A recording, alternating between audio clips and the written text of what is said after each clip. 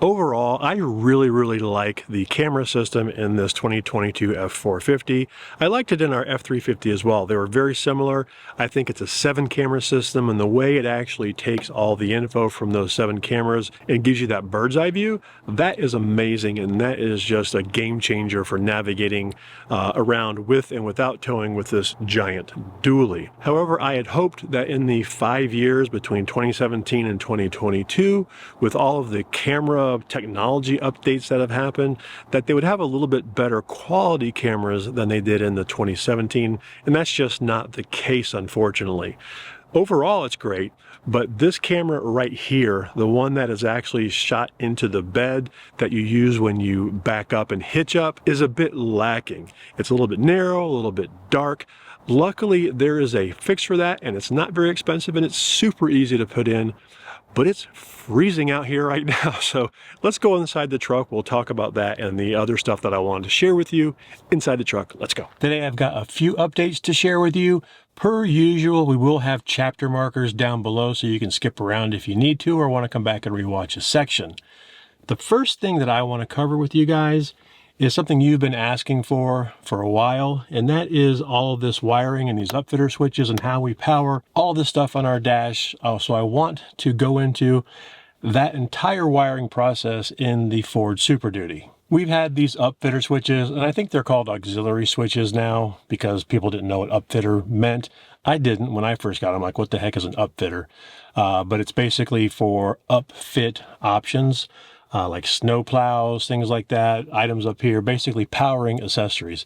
Accessory power or accessory switches really makes more sense, but whatever. We had these UpFitter switches in our 2017 F350 that from when we hit the road a long time ago, and we also have them, of course, in our 2022 F450, our current truck. And I wired both of those, so I want to cover some generalities that I believe are common to all of the Super Duties. Then I'll get into the specifics of how we wired this one. On both trucks, the wiring starts at a little distribution box and fuse panel up under the hood. Now on our F350, it was on the driver's side. On our 450, it's on the passenger side.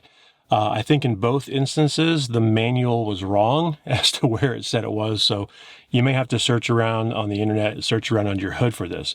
But what you're going to find is a distribution box. You pull the top off of it, and you're going to see relays and fuses in there.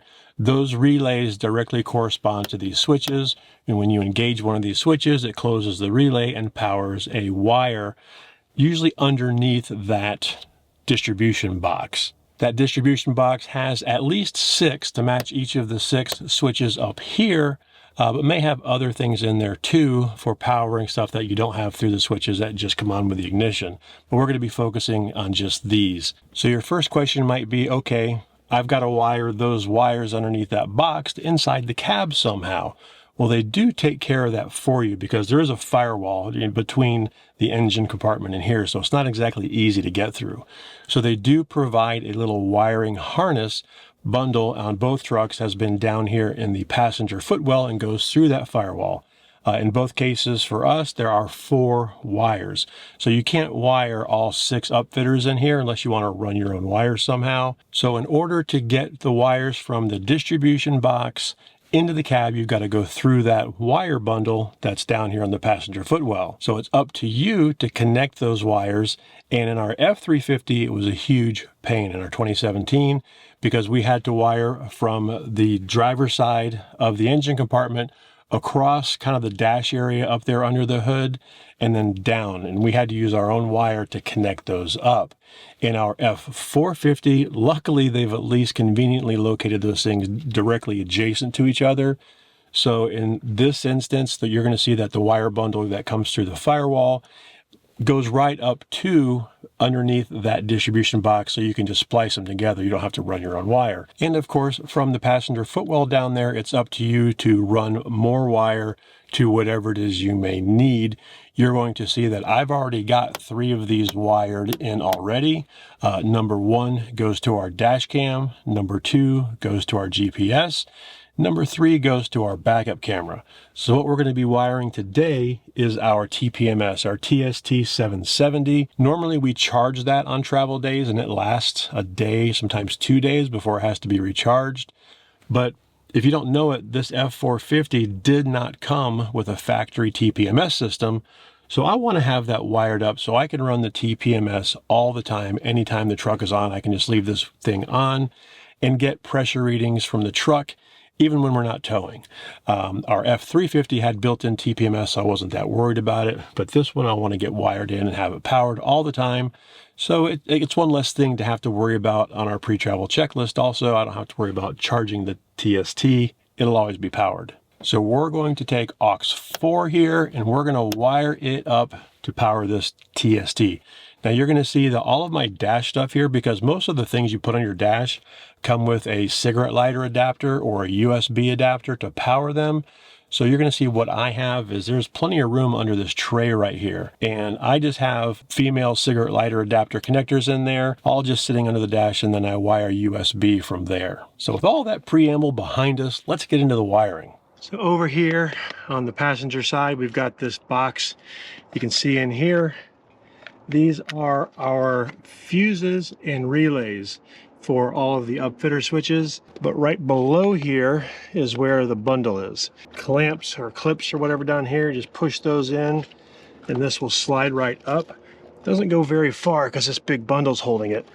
So this is the rest of my wire bundle coming off of the box here. You can see a lot of these are not for the UpFitter switches, but for other stuff because there's just too many of them.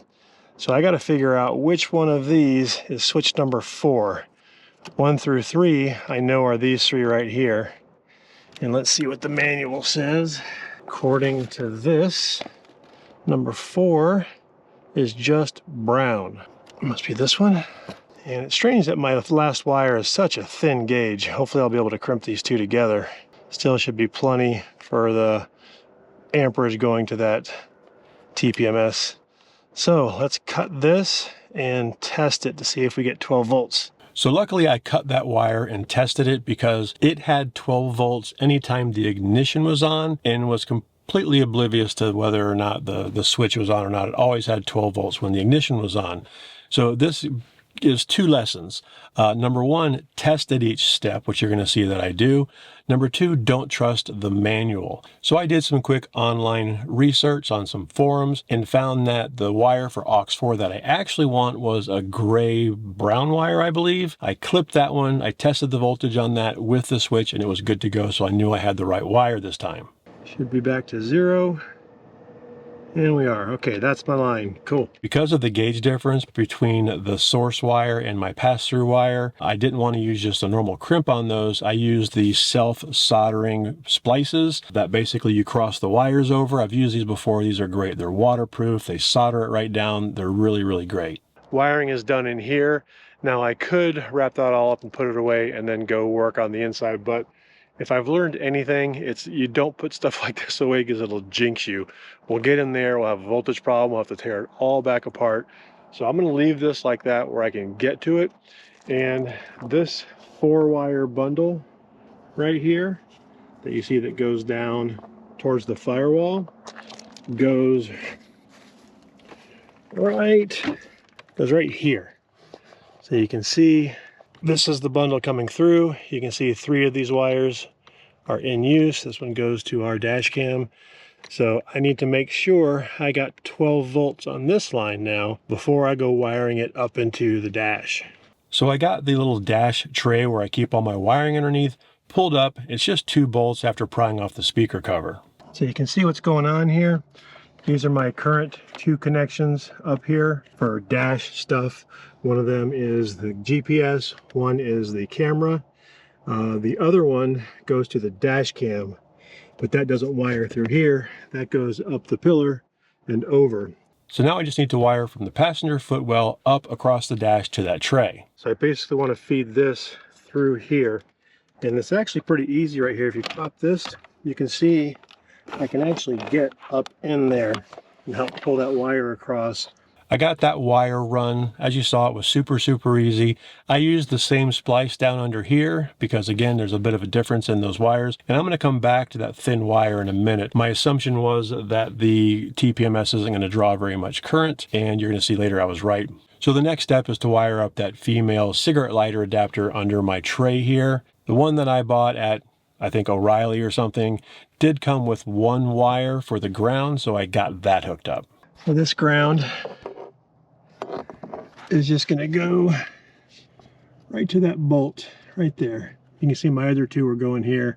Of course, the center of that socket gets connected to the wire that I just ran from the footwell. I had an extra little slip-on connector that would fit onto that adapter. So I just got that crimped on and connected that, and of course just wrapped it all up in electrical tape. I don't want my hot wire touching grounds and stuff in there. Of course, at that point, I do another voltage test with the switch. 0 volts, switch on, 11.7. Good deal. The last thing I want to do before I actually run that USB wire is test my theory that, of course, that the USB adapter is going to work and power the TPMS. Okay, switch on, boom. So now it's just a matter of running that USB wire from under here over to the side of the dash where I keep the TPMS. Now, it wasn't quite as easy as it is on the passenger side where I can just see it and pass it right through there. So I got a little bit of fish tape and then fed it through down to underneath the driver footwell to where I could get the wire over there. So now you can see, got it all wired up. Wires are hidden behind there. Good to go. Once I was satisfied that all the wiring was good, I came back to the center of the dash. I finished wrapping up that plug and connector and everything with electrical tape because I don't want those coming apart. It could happen very easily, and then I got to take apart the dash. So got that all wrapped up in tape, secured it all back under there. You're going to see that I've got a couple of rags and some blue shop towels under there, strictly just to kind of pack it in so it doesn't rattle. You know how rattles are in a truck or a car. It's annoying. Now, you might remember me mentioning that tiny gauge of wire that comes through that passenger footwell bundle. I don't know why Ford put in such a tiny wire. So I did get my meter out once I had everything back together, and I tested the current running through that wire, and it was 0.3, sometimes 0.4 amps. At 12 volts, it's super low. I'm not worried about that wire at all. Also, I know I'm going to get questions and comments because I've got them before about how much stuff is on our dash, but when you're sitting in here and looking out, it's really not in the way. I have a really good field of view here. I'm not really worried about it safety-wise. The next thing that I want to cover before we get to that camera really quickly are tires. This truck came with the Continental Conti Hybrid HD3s, I think is what they're called, and they were good tires. I think they're called hybrids because they're kind of a hybrid between a street tire and a little bit of off-road, more aggressive tire. And when we first got them, the nubs on the tires were at different heights. So it did have a little bit of grip for dirt roads, off-road, stuff like that. But over time, those higher little nubs get rubbed down and the tire just becomes smooth. That really bit us in the rear the last time we were bringing up our 48-foot 410 fifth wheel. We actually got stuck. Now that's going to be in a video coming up, so I'm not going to spoil a lot of it, but it was a nightmare. We just did not have the grip on our road to get our RV up the hill. We spun. It was a mess. So these tires have a little over 39,000 miles on them, almost 40,000 miles. So it was time to replace them anyway. So our truck just recently got new shoes. I decided to go with the Michelin XDS 2. After a lot of research, they seemed like the best option to give us not too aggressive of a tread, but aggressive enough that it'll be there when we need it. Even not towing, I can feel a difference coming up our dirt driveway. Of course, we will keep you updated on how these tires do over time. And of course, the next time we come up our hill here with these new tires, we'll of course share that with you because that's going to be one of those nail biters. Stop it. So let's talk about this rear camera. Today's project should be pretty easy compared to, well, pretty much anything. And that is to replace this little camera. Where's my truck? This little camera right here with this one. Now, I really like the camera system on this truck. It's got like 7 cameras. I love the top-down view, but that camera is the one that is supposed to show me the hitch when I'm backing up to it, and it's just honestly too dark and a little bit too warped. You're going to see the camera angle is a little bit different between these two, and the new one is not going to have that center line, but the center line thing doesn't really matter anyway, because if the center line is just going into darkness and I can't see the hitch, it doesn't really matter. So let's just go ahead, let me back up to the RV right now because I'm going to hitch it up for something else, and I want to show you the camera as it is. Then we'll replace it and hopefully see a better result and make it a little bit easier hitching from now on. This is the general view, what I've got to deal with here. You can see I can't really see that well up into these dark areas here. And it's especially bad, today's kind of overcast, it's especially bad on a sunny day where there's a lot of shade up under there.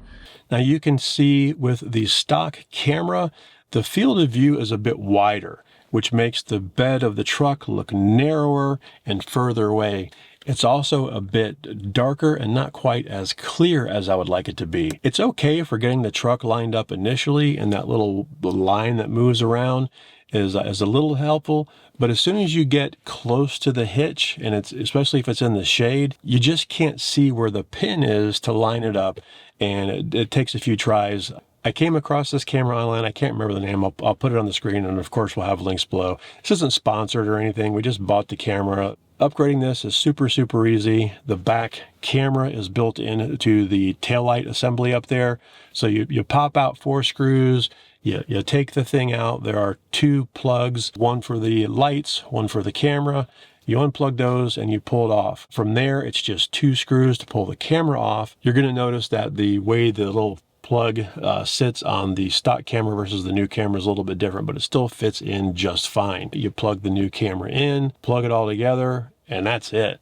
That was easy. So now we'll just pull our little cover off here. Let's go fire this thing up and see what it looks like. See, I can see I'm way off. I would not be able to tell that before, but let me get lined up here.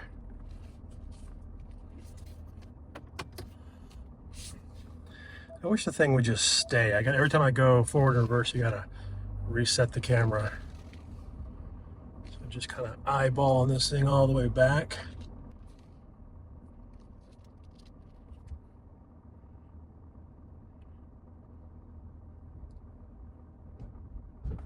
Nice! I like this camera a lot better. So I really like that camera. I've used it a couple of times now to hitch up.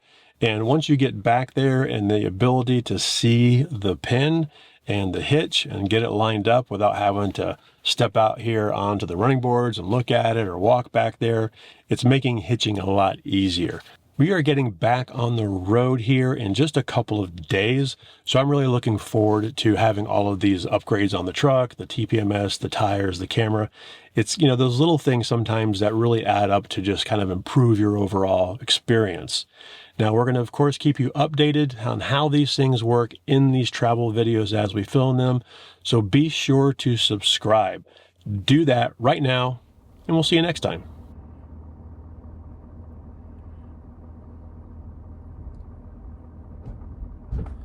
Nice!